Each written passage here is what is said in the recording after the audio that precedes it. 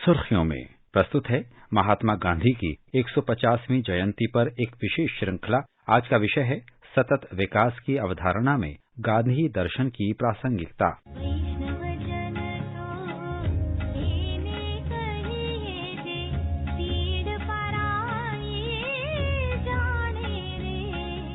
अंग्रेजों से देश को आजादी दिलाने के लिए जो लड़ाई शुद्ध वैचारिक स्तर पर लड़ी गई, उसके प्रणेता महात्मा गांधी ही थे। अहिंसा का उनका संदेश पूरी दुनिया में मान्य है। वे इतने सिद्धांत प्रिय थे कि जब उत्तर प्रदेश के चोरी चौरा इलाके में आंदोलनकारियों ने पुलिस चौकी में आग लगा दी तो 22 पुलिसकर्मी जलकर मर गए थे और नतीजा ये हुआ कि उस समय पूरे देश में चरम पर चल रहा असहयोग आंदोलन गांधी जी ने वापस ले लिया। कई राजनेताओं ने उनसे आंदोलन वापस न लेने का आग्रह किया था, लेकिन वो अपनी बात पर अडिग रहे।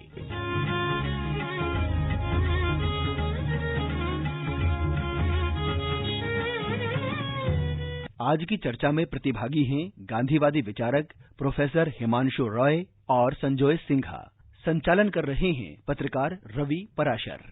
किसी भी देश के लिए गौरव की बात होती है कि उसकी मिट्टी में जन्मे किसी महापुरुष को पूरी दुनिया में सम्मान मिले। इस दृष्टि से हम भारतवासी सौभाग्यशाली हैं कि हमारे देश में महात्मा गांधी ने 150 साल पहले जन्म लिया था और पूरी दुनिया को अहिंसा और मानवता का संदेश दिया।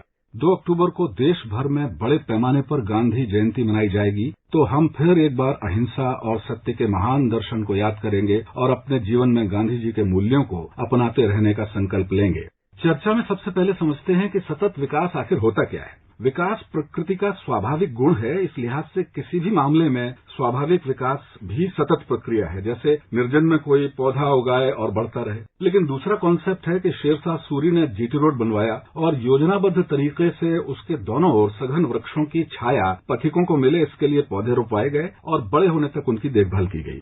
बाद में भी उनकी शाखाओं की वजह से यातायात बाधित नहीं हो, इसके इंतजाम किए गए। तो ये सतत विकास का कॉन्सेप्ट है। हिमांशु जी, सही आपने फरमाया। साथ में ये भी देखना पड़ता है कि प्रकृति का विनाश न हो, प्रकृति का भी विकास हो और साथ में आम जनता को रोटी, कपड़ा, मकान, उनकी शिक्षा, ये सारे के भी जो विभिन्न संस्थाएं हैं, इंफ्रास्ट्रक्चर जिसे हम कहते हैं, इसका भी विकास हो। तो समाज का विकास और साथ साथ प्रकृति का विनाश न हो, दोनों का सामंजस्य मेरी समझ में, हम उसको सस्टेनेबल डेवलपमेंट जो अंग्रेजी में आजकल एक चल रहा है, जिसकी चर्चा हम कर रहे हैं, ये बहुत पहले महात्मा गांधी ने इसको देखा था। संजय जी, मुझे लग रहा है सतत विकास को समझने के लिए जो कुदरत के नियम है, प्रकृति के जो नियम है, इसको समझना जरूरी है। और महात्मा गांधी जी प्रकृति के नियम जो है उसको बहुत अच्छा से बखूबी समझ गए थे। इसलिए अपने पूरे जीवन के आचरण में और आश्रमिक जीवन में और देश की स्वतंत्रता आंदोलन में भी उन्होंने इस तरह की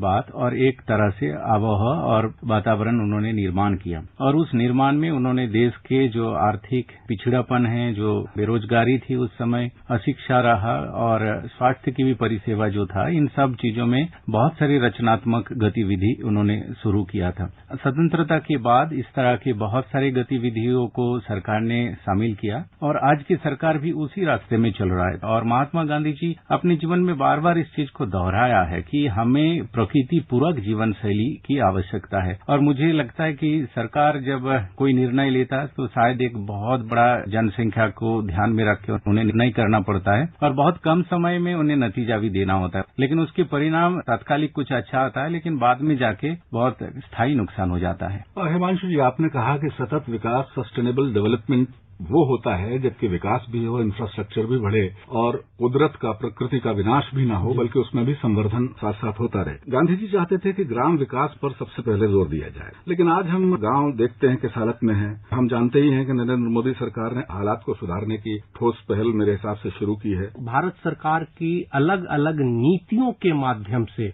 एक इंटीग्रेटेड कोशिश की है स्कीम बनाकर, जिससे ग्रामीण विकास हो।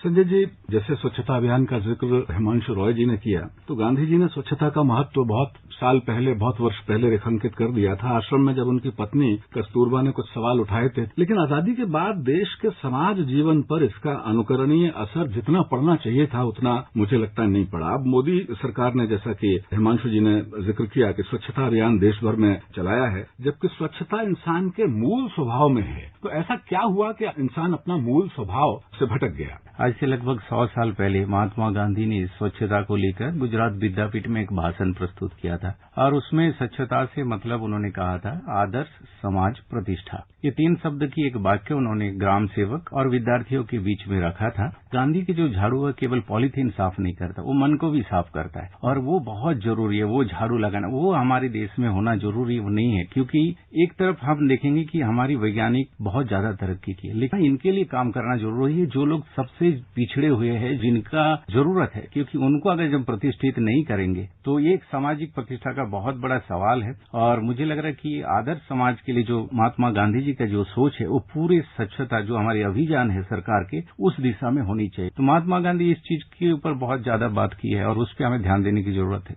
संजय जी, पानी बचाने के लिए गांधी जी ने सुझाव दिया था कि जो जमीनें खाली पड़ी हैं उन पर पेड़ लगाए जाएं। उन्होंने बारिश का पानी जमा करने पर भी जोर दिया था और बहुत वर्ष पहले दिया था। मुझे लग रहा है अगर हम थोड़ा अपनी जमीन पे और अपने रूट पे चलने की कोशिश करते तो शायद आज ये स्थिति नहीं होती, और अगर आज भी हम नहीं संभालेंगे तो इसलिए स्थिति आने वाले समय में बहुत बेहतर होगा। पर हमारी हिन्दुस्तान के जो लोग हैं उसकी जीवन शैली अभी भी बहुत हद तक नियंत्रित है, संतुलित है। यही कारण है कि हम लोग अभी भी टिके हैं। तो सतत विकास का यही है कि केवल हम अपनी पीढ़ी में सब कुछ खत्म नहीं करेंगे, आने वाले पीढ़ी के लिए भी हम कुछ छोड़ के जाएंगे। पर हमें लग रहा है कि इस समय हम लोग को एक होड़ हो गई कि हम सब कुछ इसी पीढ़ी में कर लेंगे, सारे सब कुछ जो है आने वाले लोगों के लिए कुछ छोड़ेंगे नहीं। तो तालाब और जंगल जो है, जंगल को देखिए, ये जंगल बचाया किसने? आदिवासियों ने, जो जंगल में रह रहे इन्हीं लोगों ने। तो ये सब सवाल फिर से जरूरत। हमारे देश में कितने तरह के पौधा थे, हमने बाहर से पौधा मंगाया, आयुर्वेद के जनक थे। तो अब वो सब पौधा कहाँ गायब हो गए?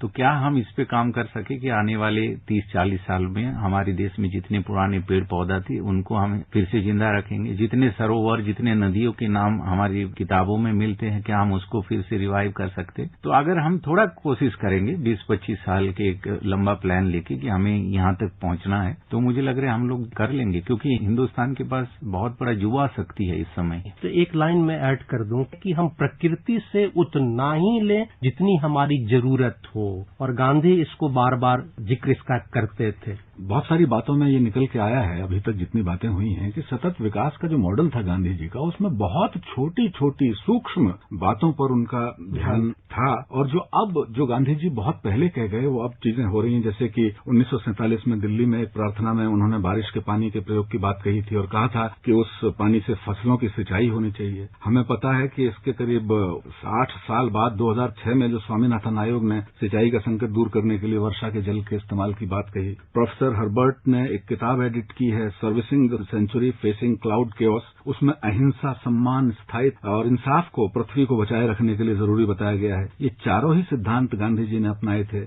लेकिन उनके अनुयायियों ने इन्हें छोड़ दिया, बड़े दुर्भाग्य के साथ। हिमांशु जी, एक टिप्पणी आपसे चाहूंगा। जरूर। देखें, गांव के अंदर में बांध बना के पानी को रोकने की पुरानी हमारी संस्कृति रही है, हमें कला भी आती थी। जैसे जैसे शहरीकरण हुआ, औद्योगिकरण हुआ, वो धीरे धीरे जो हमारी आदत थी, वो परंपरा हमारी थी, वो खत्म हो गई, और उसका नतीजा ये हुआ कि बियॉन्ड ए पॉइंट आज हमारे पास पानी नहीं है। जब वो नहीं है तो हम मजबूर हो गए हैं वापस गांधी जी के तरीके पे लौटने की, जिसकी चर्चा उन्होंने की थी और जिसका रेफरेंस आपने दिया था वाटर हार्वेस्टिंग का। तो मुझे लगता है कि जहां से उन्होंने सीखा था और अपने प्रैक्टिकल लाइफ से और गांव से उसकी वापस जरूरत आ पड़ी है लागू करने की। और फॉर्चुनेटली सरकारें अब धीरे धीरे अलग अलग राज्यों में, केंद्र में अब इसको नीति बना के लोगों को शिक्षा दे रही है या मजबूर कर रही है कि आप वाटर हार्वेस्टिंग करें।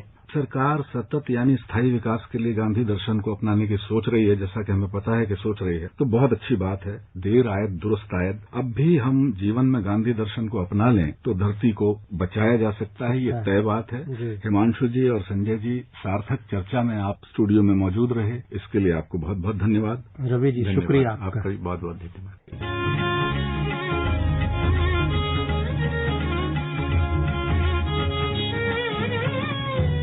ये कार्यक्रम आकाशवाणी के समाचार सेवा प्रभाग द्वारा प्रस्तुत किया गया। इसे आप हमारे mobile app news on AIR पर भी सुन सकते हैं। इस कार्यक्रम के संबंध में अपनी प्रतिक्रिया आप हमें ईमेल कर सकते हैं। पता है airnsttalks@gmail.com।